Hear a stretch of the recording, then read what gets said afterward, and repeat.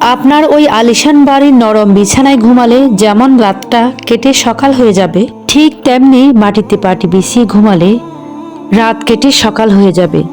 এমন তো না যে নরম বিছানায় শুলে রাত কাটবে, আর মাটিতে শুয়ে যারা ঘুমাচ্ছে তাদের রাতটা থেকে যাবে, রাত কাটবে না। আবার এমনও তো না ডাইনিং টেবিলে বসে ভাত খেলে পেট ভরবে, আর মাটিতে শক্ত ফিরিতে বসে ভাত খেলে পেট ভরবে না। আবার এমনও তো না যে আপনার কাছে কোটি কোটি কোটি কোটি টাকা আছে, আলিশান বাড়ি আছে, গাড়ি আছে, দামি দামি অট্টালিকা আছে, আপনার মৃত্যুর পরে আলিশান ওই বাড়িতে আপনাকে কবর দিবে।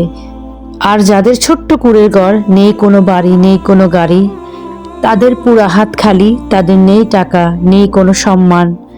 আপনার ওই কোটি কোটি টাকা, আলিশান বাড়ি গাড়ি থাকলে যেমন আপনাকে 3.5 হাত মাটির নিচেই কবর দেওয়া হবে, ঠিক তেমনি ওই মানুষগুলা যাদের গাড়ি নেই, বাড়ি নেই, ছোট্ট কুঁড়ের ঘরে থাকে, জীবন যাপন করে কোনো রকম, তাদেরকে যেমন মাটিতে কবর দেওয়া হবে, আপনাকে সেম টু ওইভাবে মাটিতে কবর দেওয়া হবে। আপনার জন্য আলিশান একটা বাড়ি থাকবে না কবর দেওয়ার জন্য, একটা গাড়ি থাকবে না নেওয়ার জন্য।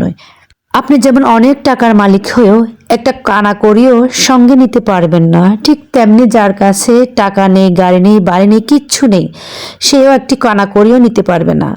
তাহলে আপনার আর ওনাদের মধ্যে কেন ভেদাভেদ? আমাকে বলুন তো একটু, কেন ভেদাভেদ করবেন? আপনি বড় লোক, আপনি অমুক, আপনার এটা আছে, আপনার সেটা আছে, কেন আপনি অহংকারী হবেন? কেন আপনি নিজেকে অনেক বড় কিছু ভাববেন?